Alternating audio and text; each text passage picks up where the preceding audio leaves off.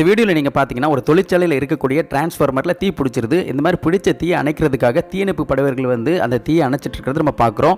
இந்த மாதிரி டிரான்ஸ்ஃபார்மர் வந்து ஆயில் டைப் டிரான்ஸ்ஃபார்மர், அதாவது அந்த டிரான்ஸ்ஃபார்மருக்குள்ள ஆயில் இருக்கிறதுனால அதில் வந்து ஃபோம் வித் வாட்டர், அதாவது சோப்பு நூரை மற்றும் நீரை கொண்டு அந்த தீயை அணைக்கிறத நம்ம பார்க்குறோம்.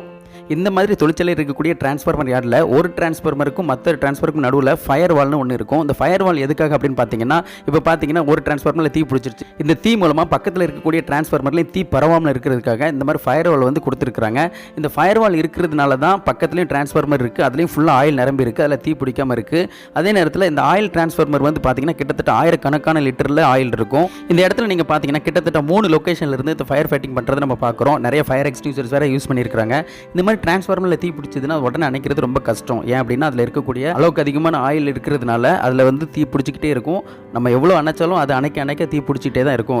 அதனால தான் இந்த மாதிரி டிரான்ஸ்ஃபார்மரில் தீயை பிடிச்சா தீ அணைக்கிறதுக்காக அதில் வந்து மல்சிவர் வாட்டர் ஸ்ப்ரிங்க்லிங் சிஸ்டம் வந்து ப்ரொவைட் பண்ணியிருப்பாங்க. இந்த மாதிரி மல்சிவர் வாட்டர் ஸ்ப்ரிங்க்லிங் சிஸ்டம் டிரான்ஸ்ஃபார்மரில் ப்ரொவைட் பண்ணியிருக்கிறது பார்த்தீங்கன்னா ட்ரை அண்ட் வெட் டைப்பாக தான் இருக்கும். ட்ரை அண்ட் வெட் டைப்னா என்ன அப்படின்னு பார்த்தீங்கன்னா, டிரான்ஸ்ஃபார்மர் சுற்றி அந்த ஸ்ப்ரிங்க்லிங் லைன்ஸ் இருக்கும். அந்த ஸ்ப்ரிங்க்லிங் லைனுக்குள்ளேயே வந்து வாட்டர் லைன் ப்ரெஷரில் இருக்கும். அந்த ப்ரெஷரில் இருக்கிற வாட்டர் லைனோட முனையில் வந்து குவார்ட்சைட் பல்ப் இருக்கும். அந்த குவார்ட்சைட் பல்ப் வந்து டெம்பரேச்சர் செட் பண்ணியிருப்பாங்க.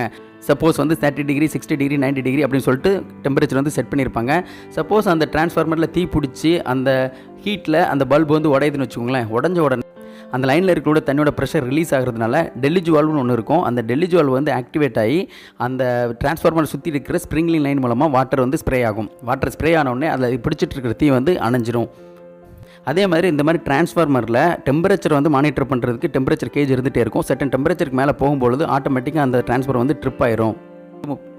அதே நேரத்தில் இந்த டிரான்ஸ்ஃபார்மரில் இருக்கக்கூடிய ஆயில் வந்து ஹீட் ஆகி வேப்பர் எதுவும் ப்ரொடியூஸ் ஆகுது, அந்த வேப்பர் மூலமாக எக்ஸ்ப்ளோட் ஆகிறதுக்கு வாய்ப்பு இருக்குது அப்படின்னா குறிப்பிடத்தகுந்த வேப்பர் அதிகமாகும் பொழுதும் அந்த டிரான்ஸ்ஃபார்மர் வந்து ட்ரிப் ஆகிறதுக்கான செட்டப் வந்து அந்த டிரான்ஸ்ஃபார்மரில் இருந்திருக்கும். இது தவிர நிறைய பாதுகாப்பு ப்ரொடக்ஷன்ஸ்லாம் அந்த டிரான்ஸ்ஃபார்மரில் இருக்குது. அதையும் தாண்டி இந்த மாதிரி டிரான்ஸ்ஃபார்மரில் தீ பிடிச்சிருச்சு அப்படின்னா பக்கத்தில் இருக்கக்கூடிய ஃபயர் ஹைட்ரன்ட் ஃபயர் மானிட்டர் மூலமாக அதில் வந்து ஃபோம் கேனை யூஸ் பண்ணி ஃபோம் வித் வாட்டர் நம்ம அது மேலே ஸ்ப்ரே பண்ணோம் அப்படின்னா அதன் மூலமாக ஃபயர் ஃபைட்டிங் பண்ண முடியும்.